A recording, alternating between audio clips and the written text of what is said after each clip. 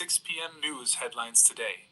China stages one of the biggest military incursion in the seas and skies around Taiwan. 71 Chinese Air Force planes, including fighter jets and drones, had entered Taiwan's so-called Air Defense Identification Zone. Taiwan is self-ruled, but China sees it as a breakaway province with which it will eventually reunite. Tensions between the two sides have steadily increased in recent months, reports BBC. South Korean military officials say North Korea has flown 5 drones across their mutual border. The unmanned aerial vehicles violated South Korean airspace in the border areas around Gyeonggi province, said the country's Joint Chiefs of Staff. One drone flew all the way to the northern edge of the capital, Seoul, before returning across the border. Jets and attack helicopters were deployed, but 100 rounds fired from helicopters failed to shoot them down. The incursion comes amid increased tensions on the Korean peninsula, with the North conducting a record number of missile tests this year, reports BBC. In the Ukraine war, drone attack was made by Ukraine today on a Russian bomber base, leaving 3 Russian soldiers dead.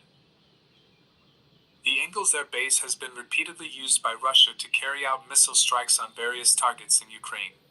Russian air defenses shot down the drone near the Engels base, but falling debris fatally wounded 3 technical staff, the Russian Defense Ministry said, reports BBC. Indian Finance Minister Nirmala Sitharaman admitted to All India Institute of Medical Sciences for stomach infection and fever. The 63-year-old was admitted at around noon, reports NDTV. The first ever batch of Agniveers selected from Jammu and Kashmir today joined the Indian Army for training, the center said.